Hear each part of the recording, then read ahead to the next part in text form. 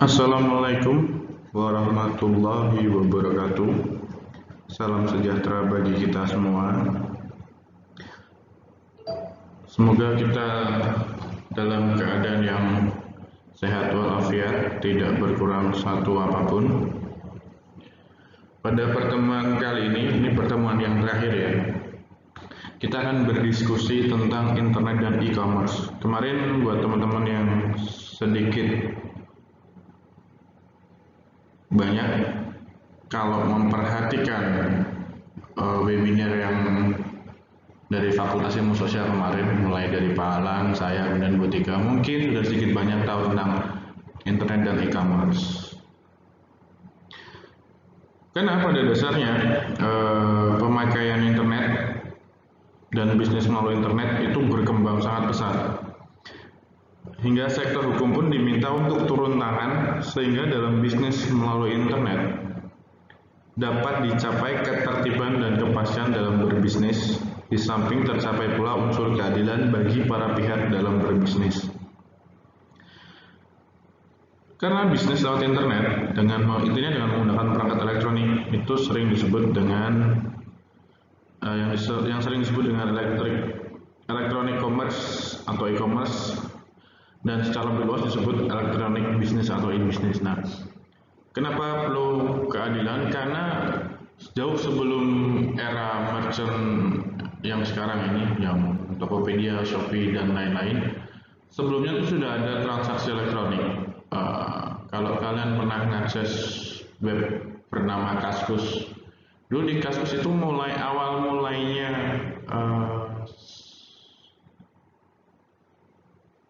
rekber atau rekening bersama, dan rekening bersama inilah yang pada akhirnya sekarang ini digunakan untuk menghindari yang namanya penipuan. Jadi kalau dulu transaksi elektronik zaman dulu, ya seller akan langsung transfer kebalik bayarnya akan langsung transfer ke seller. Misalnya saya mau beli barang, maka saya akan transfer langsung ke penjual barangnya. Nah, kalau tidak salah ya, sejak di Kaskus tahun 2010,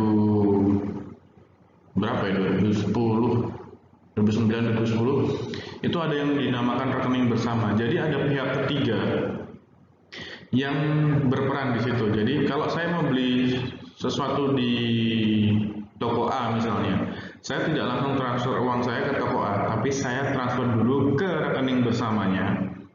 Nanti barangnya dikirim. Ketika barangnya sudah sesuai, maka rekening bersama ini akan mentransfer uangnya ke toko A. Jadi itu dasarnya sih seperti itu sebelumnya. Maka untuk mengurangi yang namanya penipuan, maka dibuatlah seperti itu. Sedemikian rupa sehingga perlu bantuan hukum sekarang ini untuk membuat bisnis online ini atau e-commerce ini menjadi lebih aman dan nyaman untuk digunakan bersama-sama. Kita masuk dulu ke pengertiannya ya. Jadi kalau e-commerce itu adalah suatu proses berbisnis atau proses bisnis dengan menggunakan teknologi elektronik, baik berupa mobile phone, PC, personal computer, laptop, atau yang lainnya, yang menghubungkan antara perusahaan, konsumen, dan masyarakat dalam bentuk transaksi elektronik dan pertukaran atau penjualan barang, servis, atau informasi secara elektronik. Pada prinsipnya, e-commerce ini merupakan bisnis yang tanpa menggunakan kertas atau paperless trading. Jadi kalau misalnya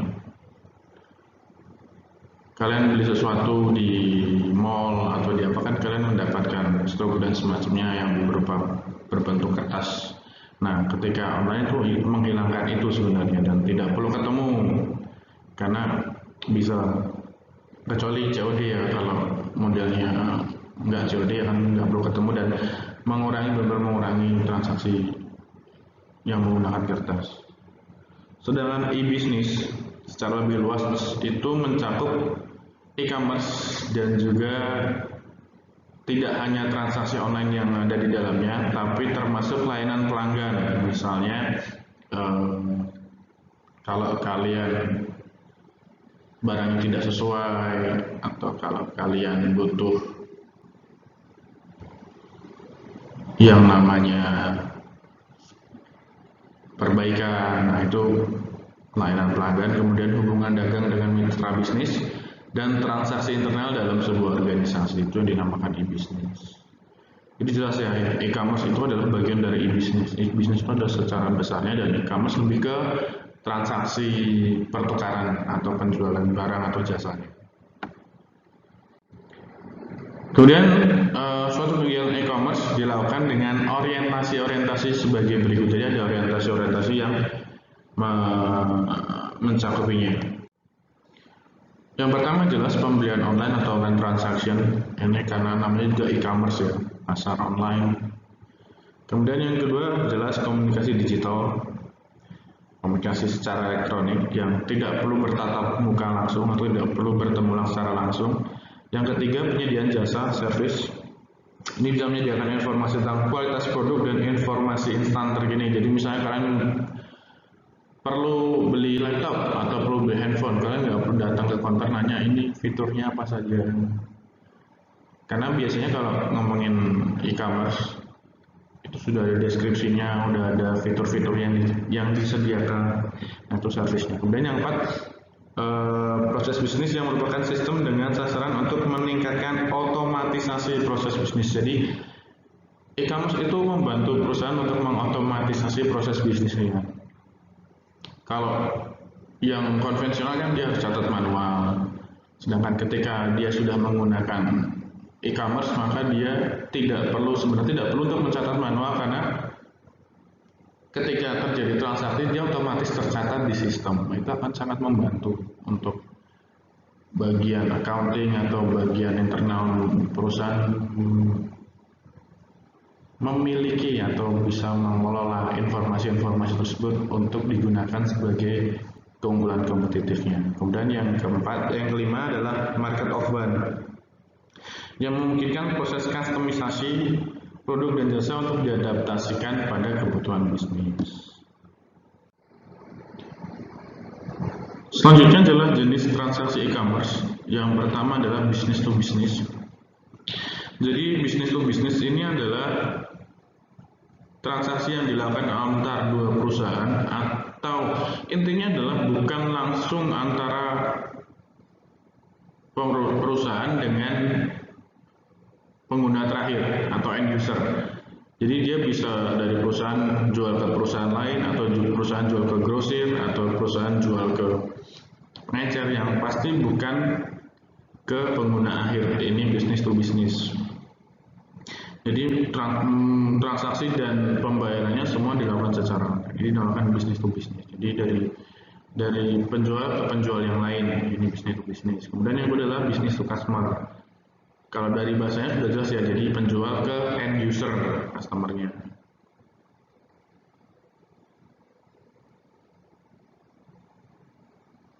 Jadi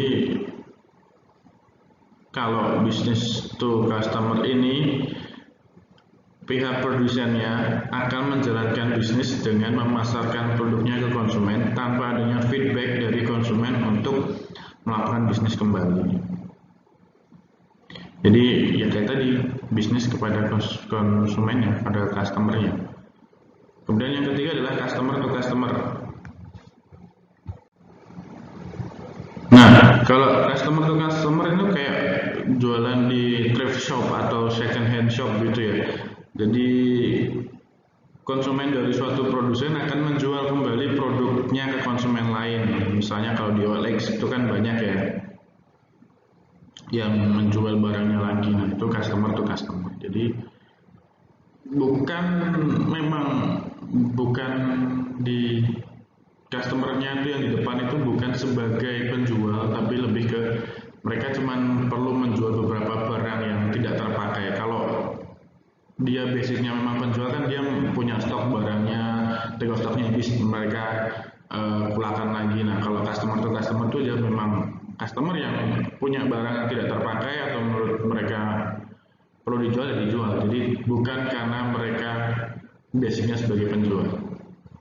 Itu customer to customer. Kemudian yang keempat, customer to business. Nah, ini adalah bisnis antara konsumen dan produsen. Biasanya dilakukan oleh konsumen kepada produsen yang menjual produk atau jasa. Sebagai contohnya, konsumen akan memberitahukan detail produk atau jasa yang diinginkan secara online kepada produsen. Nantinya, produsen akan mengetahui produk tersebut dan akan menawarkan produk atau jasa yang diinginkan konsumen. Misalnya, kalau simpelnya adalah kalian nyari kosan di Facebook, itu customer to business. Jadi dicari kos-kosan atau kontrakan dengan spek bla bla bla bla. Nanti ada yang menawarkan kalian kontrakan atau kos-kosan. Nah, itu customer to business.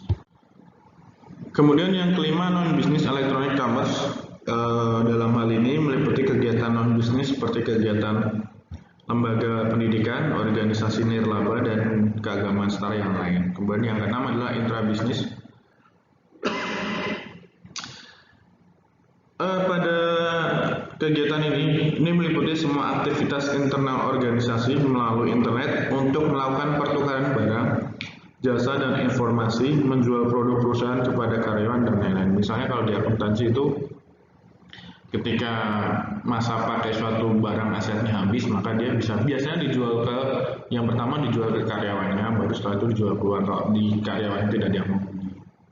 Jadi kegiatan yang ada di dalam internal perusahaan.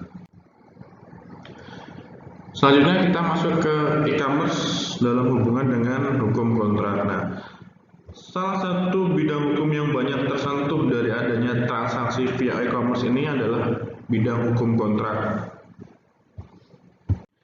Karena ini menjadi wajar karena mengingat kebanyakan dari deal bisnis, termasuk bisnis lewat e-commerce, didasari atas suatu kontrak bisnis. Biasanya kan ada kontrak bisnisnya ya.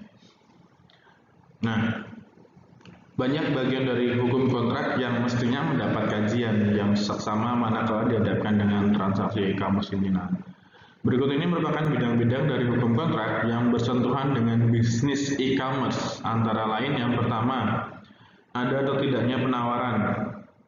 Yang kedua, ada atau tidaknya penerimaan. Yang ketiga, ada atau tidaknya kata sepakat. Keempat, jika ada kata sepakat, sejak kapan mulai ada. Yang kelima, keharusan kontrak tertulis dan tanda tangan tertulis. Yang keenam, masalah pembuktian perdata. Yang ketujuh, bagaimana mengetahui para pihak dan kecakapan para pihak.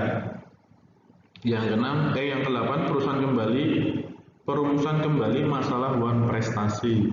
Prestasi itu ada yang melanggar ya. Kemudian yang ke-9, perumusan kembali masalah force majeure. Yang ke-10, ganti rugi yang bagaimana yang cocok untuk kontrak e-commerce. Dan yang ke-11, masalah kontrak berat sebelah dan kontrak baru. Nah, ini yang perlu mendapat kajian ulang atau kajian yang lebih komprehensif terkait hal-hal berikut ke hal yang tadi ya.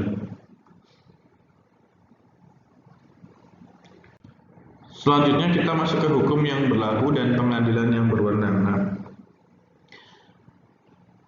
kalau kalian pernah belanja di Zalora, itu ada beberapa item di Zalora yang tertulis dikirim dari luar negeri. Nah, kadang-kadang proses e-commerce ini melibatkan para pihak dari negeri yang berbeda, dari negara yang berbeda. Jadi kalau tadi saya bilang di Zalora itu ada tulisan barang dikirim dari luar negeri, berarti itu ada dua negara yang terlibat di dalamnya. Nah, maka akan jadi masalah ketika hukum dari negara mana yang akan digunakan ketika terjadinya sengketa bisnis. Misalnya terjadi sengketa atau pemblokiran dan sebagainya, maka hukum dari negara mana yang digunakan. Ini menjadi penting karena e-commerce ini hukum yang diterapkan ketika adanya transaksi dua negara itu berbeda. Biasanya hukumnya berbeda. Jadi hukum Thailand dan hukum Indonesia mungkin berbeda. Nah, ini perlu digarisbawahi. Nah, prinsip-prinsip hukum apa yang perlu diketahui bersama? Yang pertama adalah jika para pihak melakukan pilihan hukum, choice of law, dan atau pengadilan yang berwenang dalam kontraknya, maka hukum dan pengadilan yang dipilih tersebutlah yang berlaku. Jadi misalnya ada perjanjian kontrak. Nah, di situ biasanya ada terselip klausul jika terjadi sesuatu maka menggunakan hukum negara A atau negara B. Nah, itu kalau tercantum seperti itu akan lebih enak karena sudah jelas yang akan digunakan hukum yang mana. Yang kedua, jika terjadi bidang e-commerce yang sudah terdapat perjanjian internasional dan di negara yang bersangkutan berlaku perjanjian internasional tersebut, maka ketentuan dalam perjanjian internasional tersebut haruslah dianggap berlaku. Jadi misalnya dua negara sama-sama menganut hukum internasional yang sama, maka ya sudah bisa dilakukan hukum internasional. Yang ketiga, jika tidak ada pilihan hukum dan atau pengadilan dan tidak ada pula perjanjian internasional, maka berlakulah prinsip hukum perdata internasional dari kedua negara tersebut. Jadi kalau tidak ada yang mengatur, dia akan masuk ke hukum perdata internasional. Selanjutnya adalah persentuhan dengan hukum bidang lain. Jadi e-commerce itu bersentuhan dengan hukum bidang lain. Yang pertama hukum komputer. Jadi misalnya terkait software bajakan atau spare part bajakan. Kemudian hukum kontrak tadi yang di depan. Yang ketiga hukum perlindungan konsumen seperti yang disampaikan Pak Alam waktu webinar Fakultas Ilmu Sosial kemarin. Kemudian hukum anti monopoli dan persaingan curang, hukum pembuktian, hukum tentang telekomunikasi, hukum pajak, dan hukum tentang pembiayaan via kartu kredit. Jadi itu banyak bersinggungan dengan hukum-hukum yang lain. Kemudian kekuatan alat bukti. Kekuatan alat bukti ini dulu sebelum ada undang-undang ITE, transaksi elektronik itu tidak bisa digunakan sebagai bukti di pengadilan karena dianggap tidak sah atau tidak kuat dan tidak diakui sebagai bukti secara konvensional oleh hukum pembuktian perdata. Jadi sebelum ada undang-undang ITE itu tidak dianggap sebagai bukti. Nah, beberapa prinsip hukum yang bersentuhan dengan e-commerce yang mestinya diakui sektor hukum pembuktian adalah sebagai berikut. Yang pertama, semua informasi elektronik dalam bentuk data elektronik mestinya memiliki kekuatan hukum sehingga mempunyai kekuatan pembuktian. Dengan demikian, data elektronik itu mestinya mempunyai kekuatan pembuktian yang sama dengan dokumen kertas. Yang kedua, kontrak yang dibuat secara elektronik mempunyai akibat hukum dan kekuatan pembuktian yang sama dengan kontrak yang dibuat secara tertulis di atas kertas. Kalau kalian pernah daftar e-commerce, maksudnya daftar Zalora, daftar apapun itu, biasanya itu ada terms and condition. Nah, itu biasanya kalian tidak pernah baca kan. Ketika kalian mencek saya setuju dan oke, maka terms dan condition tersebut akan otomatis berlaku. Nah, jadi walaupun banyak, coba dibaca-baca dulu sebelum oke aja gitu. Terutama terkait tadi misalnya kartu kredit atau pembayaran pinjaman online, jadi kalian harus baca dulu terms and condition-nya sebelum kalian cek saya paham dan sebagainya terus di oke. Yang ketiga, tanda tangan elektronik mestinya mempunyai kekuatan pembuktian yang sama dengan tanda tangan biasa. Jadi harusnya tanda tangan elektronik itu punya kekuatan pembuktian yang sama dengan tanda tangan basah biasa. Cuman beberapa waktu belakangan ini sudah banyak penggunaan tanda tangan elektronik dengan sistem barcode itu. Nah, akan tetapi paling tidak terhadap kontrak-kontrak penting. Jadi untuk kontrak-kontrak penting, keharusan tertulis dan tanda tangan basah para pihak sampai kapanpun masih tetap diperlukan. Biasanya ada pada yang pertama kontrak pembelian benda tidak bergerak. Kalau rumah-rumah itu biasanya harus tanda tangan basah atau ada kontrak yang tertulis, jadi ada print out-nya kemudian ada tanda tangan basahnya. Kemudian penerbitan surat berharga, hibah, yang keempat wasiat, surat kuasa, dokumen kepemilikan, jaminan hutang, kontrak dalam hubungan hukum keluarga. Jadi beberapa item tadi itu memerlukan kontrak print out hardnya, tidak hanya soft file tapi hard filenya, kemudian dengan tanda tangan basah. Nah, menurut Undang-Undang Nomor 11 Tahun 2008 tentang Informasi dan Transaksi Elektronik atau ITE mengakui dan tegas bahwa informasi elektronik, dokumen elektronik, dan hasil cetaknya itu sebagai alat bukti yang sah dan penuh di pengadilan asalkan memenuhi persyaratan tertentu sebagaimana yang ditentukan dalam undang-undang. Nah, menurut undang-undang ini, informasi elektronik itu adalah suatu atau sekumpulan data elektronik termasuk tidak terbatas pada tulisan, suara, gambar, peta, rancangan, foto, electronic data interchange, surat elektronik, angka, kode akses, simbol, atau perforasi yang telah diolah yang memiliki arti atau dapat dipahami oleh orang yang mampu memahaminya. Jadi itu tadi informasi elektronik tidak hanya gambar dan tulisan, tapi banyak item di dalamnya. Sedangkan dokumen elektronik itu adalah setiap informasi elektronik yang dibuat, diteruskan, dikirimkan, diterima atau disimpan dalam bentuk analog, digital, elektromagnetik, optikal, atau yang sejenisnya yang dapat dilihat, ditampilkan, dan atau didengar melalui komputer atau sistem elektronik termasuk tetapi tidak terbatas pada tulisan, suara, gambar, dan seterusnya. Itu tadi dokumen elektronik. Kalau hasil cetaknya jelas ya, hasil yang sudah dicetak. Kemudian penggunaan alat bukti elektronik dalam sistem hukum pembuktian didasari atas asas-asas berikut ini. Yang pertama, asas kepastian hukum, jelas kepastian hukumnya harus jelas. Kemudian kehati-hatian, manfaat. Yang ketiga, kehati-hatian. Yang keempat, itikat baik. Dan yang kelima adalah kebebasan memilih teknologi atau netral teknologi.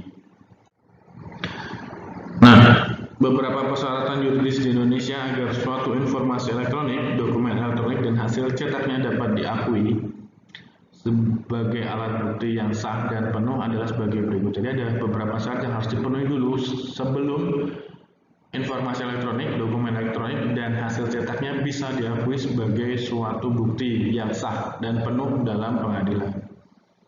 Yang pertama, para pihak yang melakukan transaksi elektronik harus beritikat baik dan dapat menuangkan transaksi elektronik tersebut ke dalam suatu kontrak elektronik. Yang kedua, pembuktian dengan sistem alat bukti elektronik tidak berlaku terhadap satu, pembuktian yang oleh undang-undang disyaratkan dalam bentuk tertulis. Dua, pembuktian yang oleh undang-undang disyaratkan dalam bentuk akta notaris atau akta yang dibuat oleh pejabat pembuat akta. Yang ketiga, menggunakan sistem elektronik sebagaimana ditentukan oleh undang-undang. Yang keempat, informasi yang terdapat dalam informasi elektronik atau dokumen elektronik dapat diakses, ditampilkan, dijamin keutuhannya, dan dapat dipertanggungjawabkan sehingga menerangkan suatu keadaan.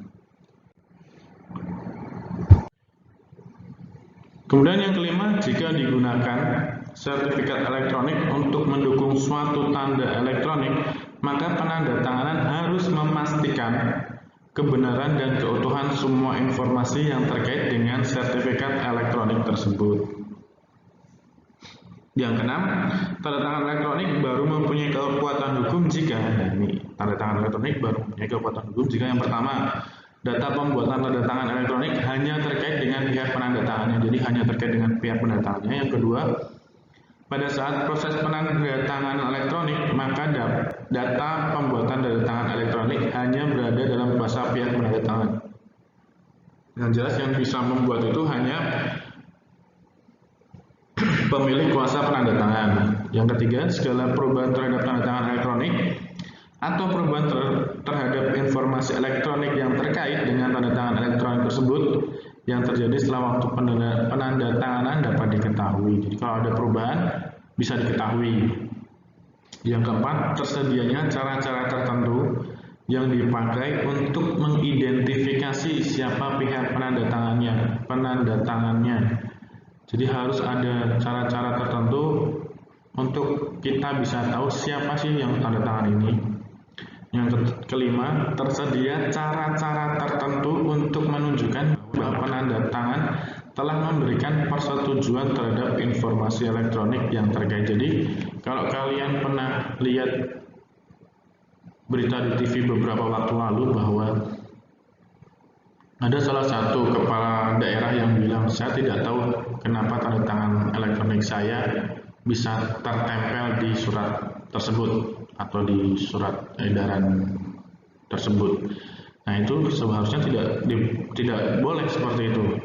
Jadi harus tahu siapa yang tanda tangan, terus ada cara tertentu yang bisa kita tahu bahwa orang yang tanda tangan secara elektronik di suatu kontrak kerja itu memang benar-benar dia tahu bahwa dia membubuhkan tanda tangan elektroniknya di situ. Kemudian kita sedikit masuk ke internet piracy. Salah satu masalah dalam hukum yang berkenaan dengan e-commerce atau hukum internet adalah rawannya bidang ini terhadap aksi pembajakan. Atau kalau dalam bahasa Inggrisnya adalah internet piracy. Apalagi di Indonesia ya, di Indonesia itu bahkan saya yakin di semua laptop orang Indonesia atau di semua personal komputer orang Indonesia atau bahkan di semua, nggak mungkin kalau di handphone kayaknya enggak ya, tapi let's say kita bilang di seluruh laptop atau di seluruh PC orang Indonesia pasti ada software bajakan. Pasti, itu pasti saya bilang pasti, karena terutama saya berbicara tentang Microsoft Office, banyak yang bajakan. Nah, yang dimaksud pembajakan internet itu adalah penggunaan hak milik intelektual pihak lain yang ada dalam sistem internet untuk kepentingan dirinya sendiri secara melawan hukum, yakni tanpa izin dari pihak pemilik atau pemakai dari hak milik intelektual tersebut. Itu banyak sih yang digunakan. Karena memang yang pertama mahal biasanya kalau kita berbicara tentang software dan sebagainya, maka banyak dari kita yang akhirnya cari cara cepat untuk mendapatkan software tersebut dan dengan cara yang murah. Biasanya cari bajakannya atau cari cracknya atau cari serial numbernya dan sebagainya. Jadi sebenarnya itu tidak disarankan, apalagi kalau digunakan untuk bisnis. Kalau misalnya untuk personal use, jelek-jeleknya masih oke lah ya untuk personal use, jadi bukan untuk sesuatu yang menghasilkan profit. Tapi ketika sudah menghasilkan profit, wajibnya adalah menggunakan sesuatu yang berbayar. Oke, demikian materi saya tentang e-commerce. Kalian bisa cari literatur lain melalui internet atau melalui buku yang dari perpustakaan. Untuk UAS-nya, saya akan ambil keseluruhannya dari materi-materi yang sudah saya sampaikan. Kemungkinan besar saya akan menggunakan multiple choice, jadi silakan belajar. Tidak terlalu susah, asal kalian baca atau mendengarkan materi yang saya sampaikan, pasti bisa. Kurang lebihnya saya mohon maaf. Wassalamualaikum warahmatullahi wabarakatuh. Oh ya, tambahan lagi, semoga sukses buat UAS-nya nanti.